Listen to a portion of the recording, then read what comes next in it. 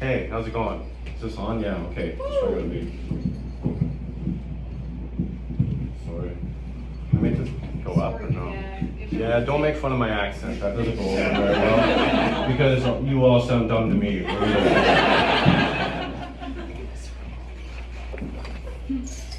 Oh, thanks. The other night I was in New York City and I met this guy. And he was a homicide detective here in Baltimore for 10 years. So I told him I was coming down here to read, and he said, people in Baltimore don't like books. So I just wanted to say thanks a lot for coming out tonight. Like Joey said, I'm going to read from my novel here. Sorry, I'm going to have a hard time with this microphone, but whatever. Can you raise it up? I'm bad. I'm just stupid too. Like, I'm really nervous, man. I'm going to pass out here. So, that's good, man. We'll be fine, right? I'll just do this. I wrote this book called Welfare, and it's about basically a teenage loser on welfare. And I'm going to read chapter 5 because Joey asked me to read chapter 5 because he likes chapter 5, I guess. And it's about this like teenage loser and his roommate are trying to get like a new apartment so they're closer to their high school. And it's not easy. So I'm just going to read now. I got used to things, gave in to the idea that this was it. I'd live out my days with nothing to do but steal from cars and drink every night. These thoughts came easy with no direction. I was going to have to get up in time to catch the bus, sit in a class all day, listen to some boring asshole go on, which didn't seem important anymore, not when I had to worry about other things. And all I really wanted to do was sleep till noon, steal from cars at night, but welfare wasn't going to keep paying my rent while I did that, not when I could be going to school or finding real employment, and going to school is the easier of the two. So when my roommate suggests we move to find something within walking distance, I think he's a genius. Because I can already see myself missing too much class, which is something I can't swing, not with welfare up my ass. And if I don't graduate, I'll never get a job in one of the factories, like every other man for miles around. But of course, getting an apartment isn't easy. We're too goddamn young. When they ask and we say we're 16 and 17, we get bad looks, like we can't be trusted. And when I think about our current place, they're right to be wary. When we get asked about our finances, things start looking even worse. No one wants a teenage runaway welfare recipient and an orphan renting out their attic or basement. Sure, the landlords do us the favor of a walkthrough, a reason for the drive over. They take our application forms, never call us back. At night, I lie on the filthy couch I call my bed, smoking cigarettes, wondering who these landlords are looking for. People who will only be there in their sleeping hours. People who keep everything in working order, someone they can count on to pay the rent. But to me, those sound like the kind of people who buy homes, have a good job in the factories or the government, people with money and cars. They don't need the rent. The only people who rent are deadbeats and teenage runaway alcoholics like us. We find a great place. It's in a neighborhood we like. Some of the girls we run around with live close. The streets are lined with trees. A convenience store on the other corner that's sympathetic to underage smokers. It's a 20-minute walk from school. The apartment has hardwood floors, lots of windows, a sunken living room, good-sized bedrooms, a nice kitchen. It's got it all. We walk around looking at it with the landlord, a quiet-looking older man, liver spots along his hairline. And in my head, I'm already telling my roommate he can have the small room, the one with the disproportionate Spider-Man painted on the wall. I'm thinking of the parties we can have, the girls I can bring back, and all the good times ahead of us. So, what do you boys think, the old man says. It's great, just what we've been looking for, I say. Yeah, we love it. It's close to school, we have friends nearby, we'll take it, my roommate pipes in. Then this kind-looking old piece of shit breaks the bubble. Tells us that because we look a little young, he's going to need some more convincing, like a handwritten letter from our folks, a principal, a sports coach, or priest. We look at each other. We're fucked. We don't have anyone. That's why we're looking for a fucking apartment. Both of us are on the outs with our folks. The school hates us. We could have asked our current landlord, but he's been showing the place and isn't happy with the state of things. Then again, he might just give us the reference to get us out of his hair for good. Oh, of course, we'll contact our preachers. The principal loves us, but it's going to take a couple of days. Could you hold the place for us, my roommate tells him. Sure thing, boys. We'd appreciate that, I say. We shake his hand, leave, walk down the creaking wooden stairs and stand on the sidewalk. The sun is shining. It's mid-morning. It's going to be a nice day. My roommate pulls out a pack of smokes. I ask him for one and he gives it to me. He lights his, then mine. I inhale deeply. We never see that landlord again. So that's too bad, huh? I say, exhaling.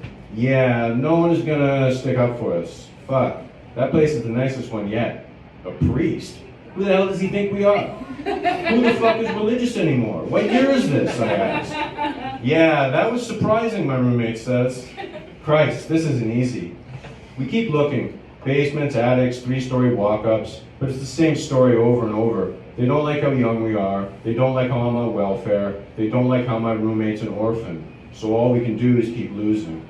And all this rejection is breaking me down. I'm not strong enough for it. The line of questions, not to mention all the school shit I'm dealing with, it's getting to be too much. So one night, staring at the ceiling above the dirty couch, I give up. Without looking at my roommate, I tell him it's over for me, that he's going to have to do the rest of the searching, that I'm just a fucking bad luck omen skid mark on the whole operation.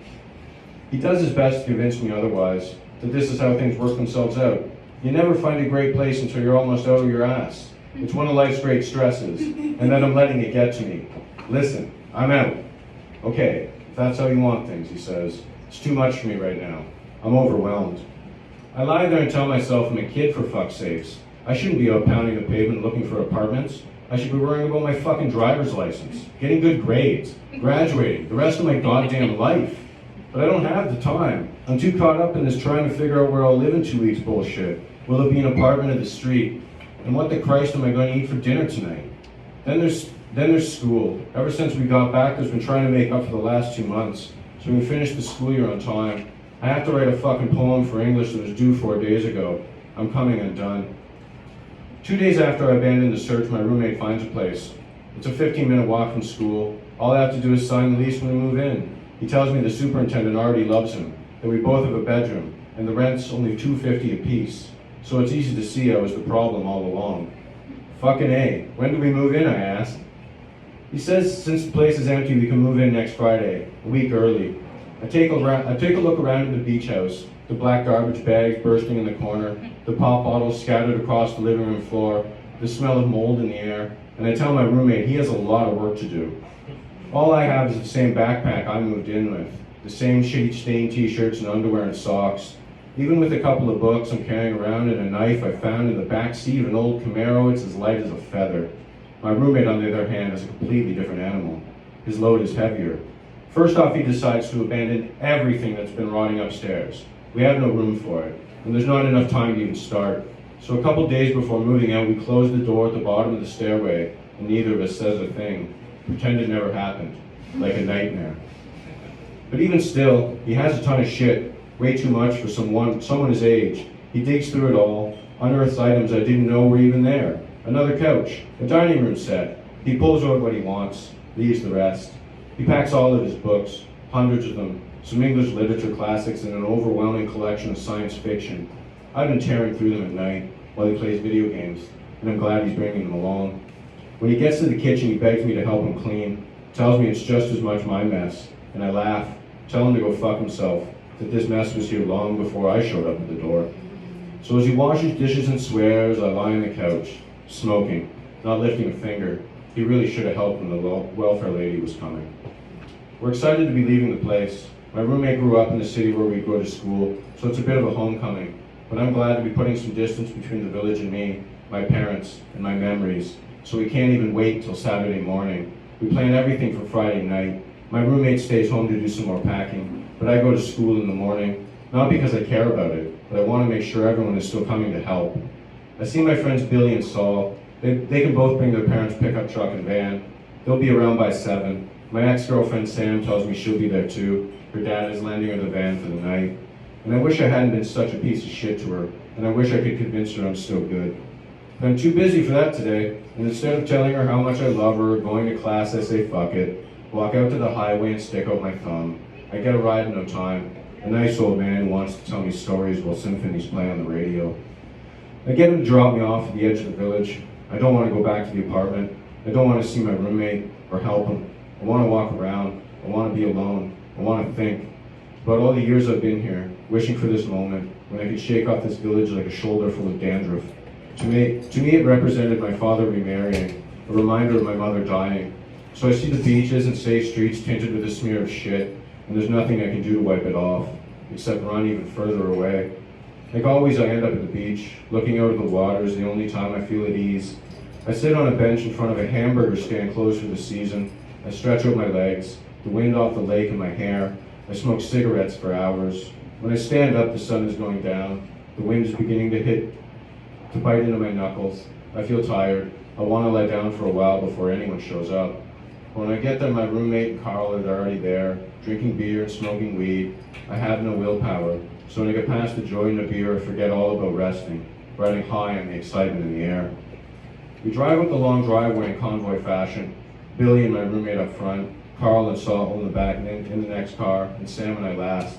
It's just about 9 o'clock.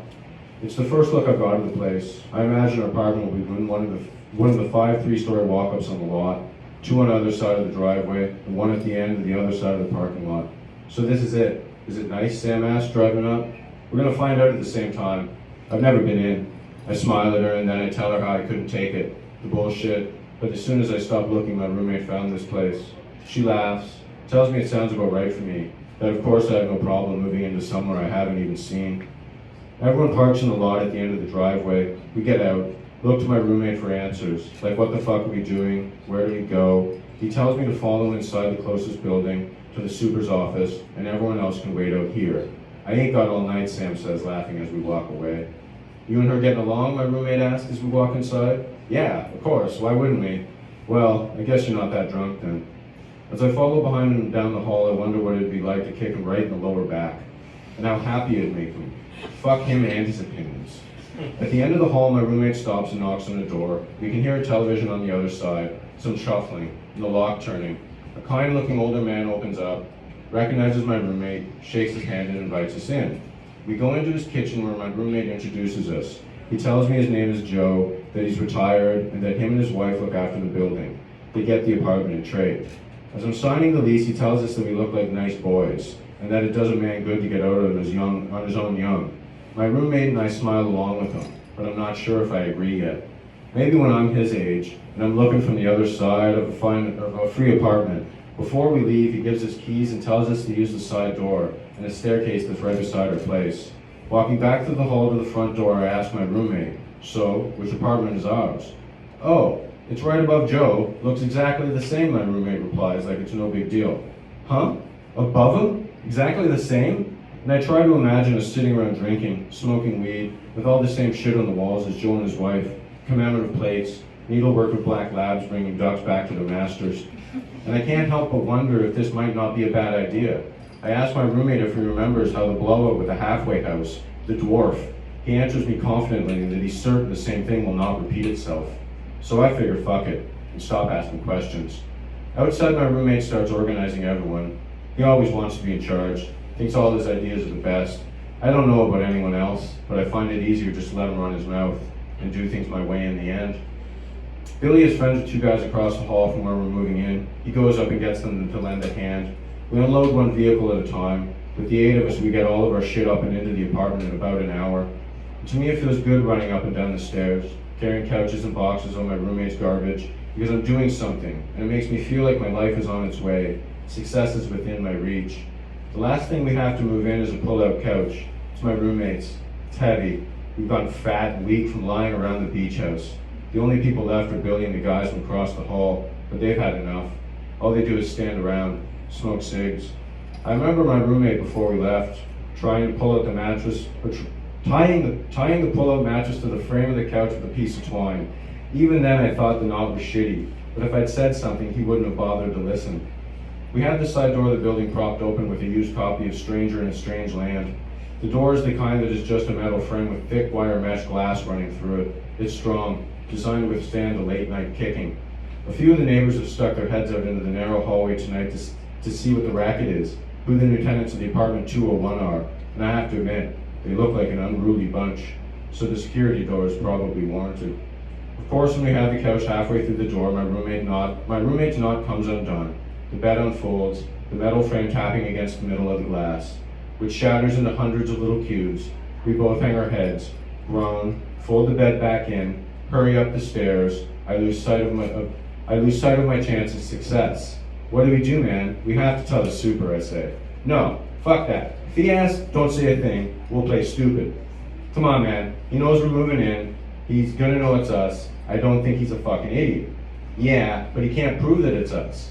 We just say we know nothing. This is how things work in the real world. We argue back and forth for a while. I'm naive. I think that if we state our case, tell him it's an accident, he'll be sympathetic. He'll understand. But I'm new at things. Like an idiot, I go down and knock on Joe's door in the morning. He answers in his house coat, the smell of coffee in the air. He smiles and invites me in. I hang my head as I stand in his kitchenette. Family photos look on from the living room. His wife's voice is coming from the back bedroom. She's humming a song that I remember my grandmother singing to me, so it makes my confession come harder. I feel like I'm admitting a horrible crime to my grandfather. No trouble this soon, I hope, he says. Oh no, no trouble. I tell him what happened last night, about the window, and how it was an accident, and he smiles at me, says he must have been right. We are good boys, because most of the other people in the building would have just played dumb. He has no proof. And I start to feel a warmth rise up through my body. This'll show my prick roommate. I did the right thing. Joe's happy about the whole thing, even proud of me.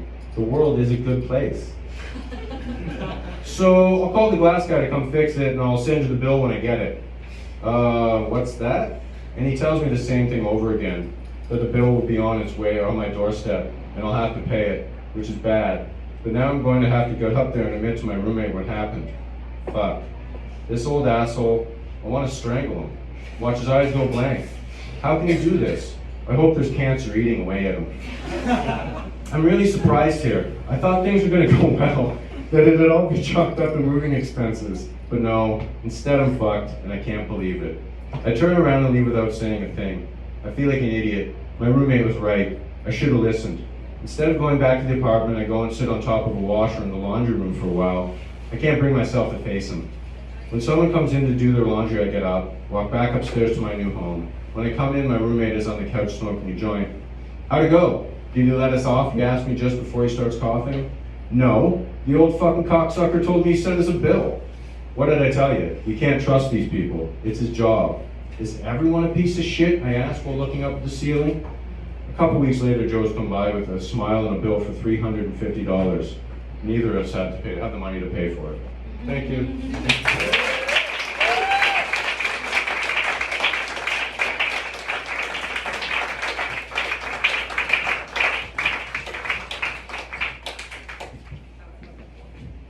Thanks, Steve. One of the cool moments in my life. You should buy a copy of Welfare.